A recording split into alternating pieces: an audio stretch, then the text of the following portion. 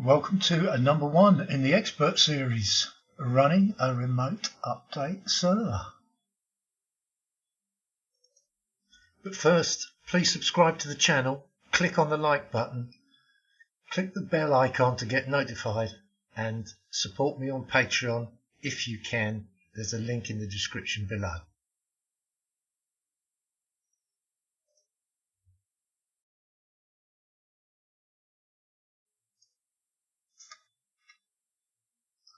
Okay, well, while the basic concept is quite simple and the execution isn't that difficult, there is quite a bit of infrastructure sitting around here that we need to talk about.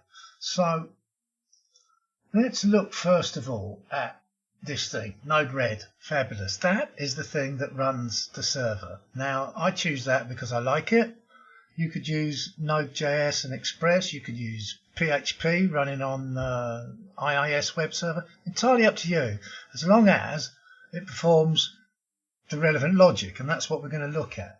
So from this point of view, in this diagram here, just to break it up into lumps, this highlighted section is all running on the Raspberry Pi sitting underneath my desk. So, as well as the Node-RED, we have to have a Mqtt Server. I use Mosquito. You can use whatever you want.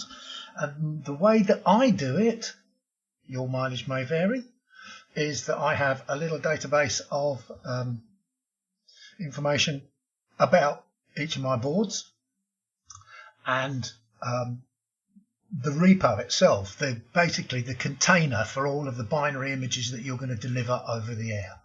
Now, in my system, the image depends on the sketch that is being run in the device and the type of device it runs on. So, for example, what happens here is I update using the IDE a new version of my firmware, and I stick it in the repo, ready and waiting for anything to update it. Device wanting an update comes along and says, right, hello, this is my chip ID. Now, what you can't see in this picture is that when it starts up, by default, all H4 plugins will broadcast to MQTT various bits of information about themselves so that it can store it in this database. Is the real truth on why it does it now. So when they come back for an update, everything that the Node-RED needs to know is held in that DB. So Mosquito says, oh, hello, chip number so-and-so, you must be running this sketch that you told me about earlier, this version, and this is the kind of hardware you're running on. I will pass that to the update server, see what he makes of it. And the update server says, right, okay, what is the latest version I've got in my binary repo of that particular sketch running on the D1 Mini?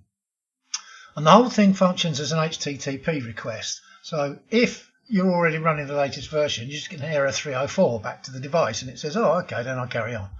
Otherwise, it will get half a meg of binary thrown at it, whereupon it will then reboot and come up in the latest version. So, word from the wise, do not ever make this process automatic. I used to have it that way many years ago in the earlier versions of this software, and here's the problem. If, in a rare moment of madness, of which I have many, you accidentally mess up, let's say, the binary that you put in the repo and it won't boot, then as each device matching that binary identification by, machine type and sketch name, once each one comes online, it says, oh, there's a later version, I'll update to this version which won't let me boot anymore. So you can't even connect back to the machines to correct the problem. And once you've spotted the problem and you've got 10, 15, 20 devices all in the queue, even if you clear that repo out, you've got, if you get in quickly, you might have a lot of devices that are now bricked unless you physically disconnect. But I won't labour the point. So that's the infrastructure. Let's where are we going to start? I know where we'll start. Let's look here excuse me at my Node-RED setup. Here's the updater I've got some diagnostics on there, which I'll explain in a minute. I've put some diagnostics in here, but basically we receive a request, we get the parameters out of that database, we have a look at what's in the repo, and then we compare the version in the repo with the version that you say you are, and if you're already the latest, we say error 304, send it back, you carry on. If I have a later version, I will deliver that to you.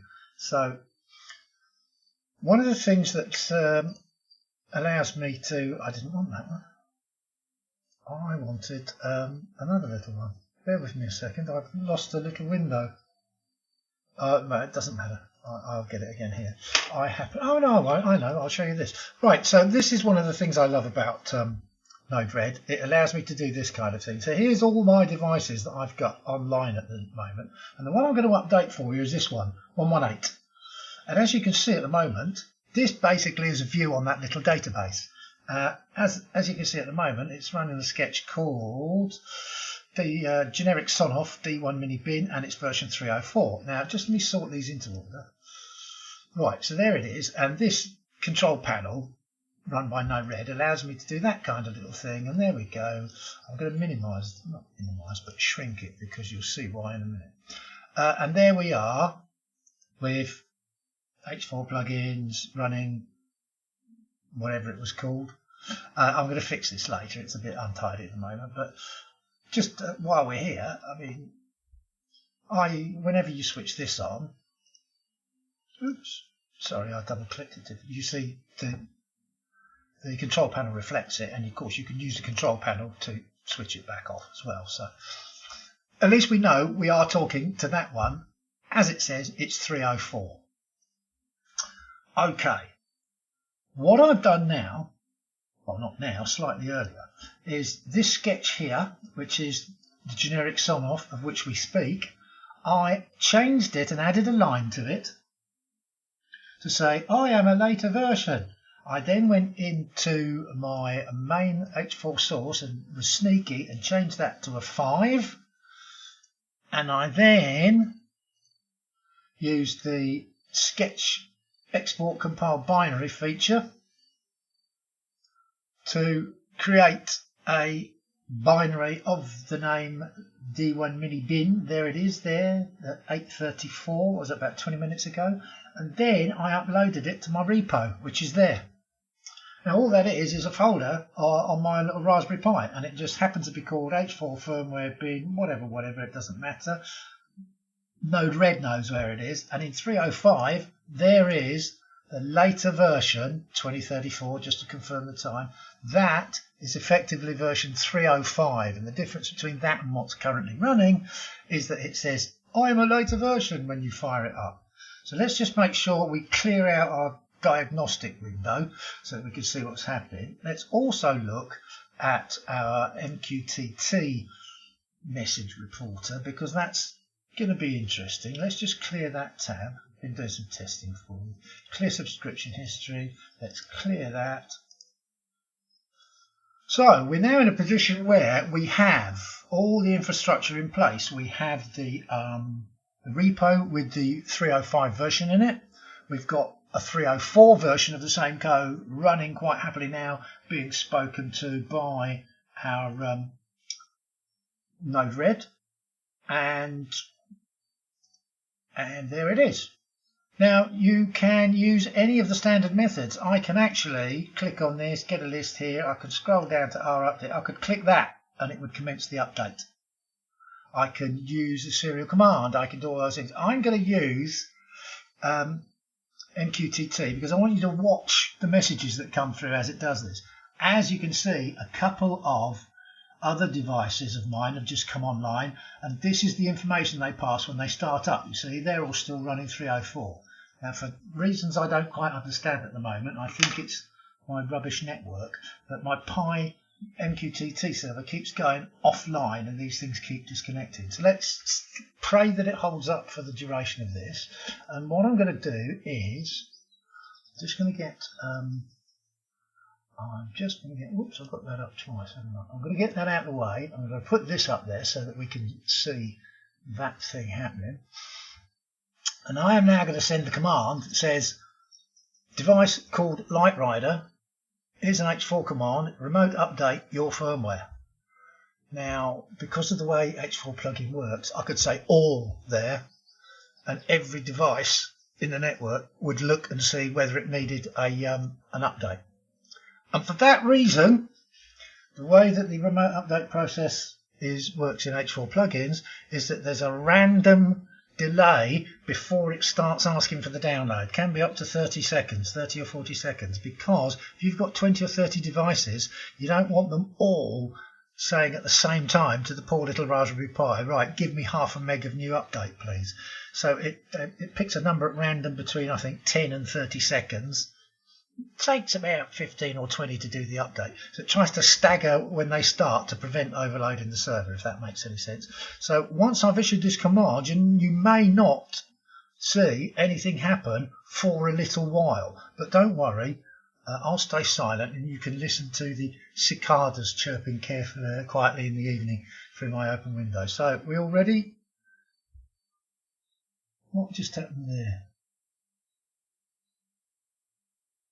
That was tricky. That was the device we're talking to. It's just come back online after having gone offline. But anyway, we'll give it a run.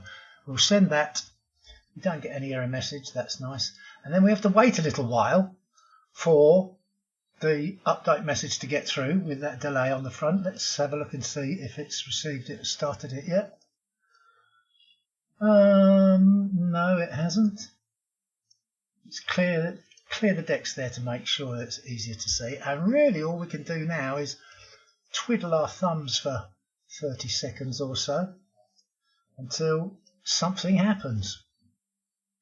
So, how's the weather been round your way? I've got my fingers crossed at this end that the Mqtt server is up, did send that message, and that it is going to get through. But we won't know until the system does what it does. So apologies for the delay. I suppose I could pause the video, couldn't I? Oh no, there we go. Just got the message. Just got the start message there. Okie dokie. So it's now actually doing the update. It's just returned with a successful message. It's rebooted itself, as you can see. You will also see that coming in on these messages here now then, Light Rider has come in reporting it is now 3:05. See that there? If we now look at the command and control window, lordy, as if by magic, look, it's 3:05.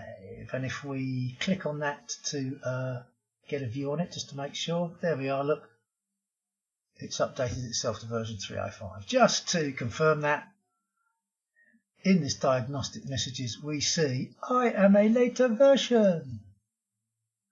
Proving thereby that the whole system does work and does hang together. So just a quick recap about what we've seen is we've got a device that can request to be updated, some details which you choose depending on how you classify your binaries and keep them in that repo. You nominate which ones of those go into that report message, and when it starts up it sends them, they're stored and saved. It comes back and says, I want to check for updates. Node-RED says there is a later version, sends a later version back, you reboot and come back on as if nothing had happened. And so, yes, there's some infrastructure behind it, but you can see that actually initiating it is nothing more than telling the device to update itself. Everything else comes along and happens automatically. So just before we finish, let's go back and look. We can maximize this now. Let's look at what Node-RED did there in its debug window. Let's just look at some of that stuff coming through. Where was it? Right. So out of this node, this is what comes through from the update sequence. All of these fields here are put in there automatically by the ESP8266 call. So you get told the MAC address. Obviously, it needs to work out whether the sketch is going to fit. So all the sizes are in there, everything. But it, by default, puts in the version number. So that's good. What H4 plugins does is add also the device name and the the sketch name and the hardware name, because that is what we're trying to find. We're trying to find a file called that in a folder whose name is higher version than what got passed in here. So this node here is the one that then says, well, my latest version is 305. So all that data came out of that node, get parameters, bosh. It's just a debug dump for you. Next node there says it's 305. That's the node there comparing the versions and saying, well, in that case, you need an update because you were 304. And then the rest of it is that's just all those messages on my other devices coming off there. And there you have it. How to remotely update one or more or all of your devices over OTA using H4 plugins version 3.0. Well, it's 3 at the moment, but once I fixed a couple of little bugs I found in this while making the video and move it up to 3.05, that's the way it'll stay. So enjoy, have fun. Of course, if you have any problems or questions with this kind of deployment, catch me in the Facebook support groups and just ask your question or put some comments in the video. Thanks for watching.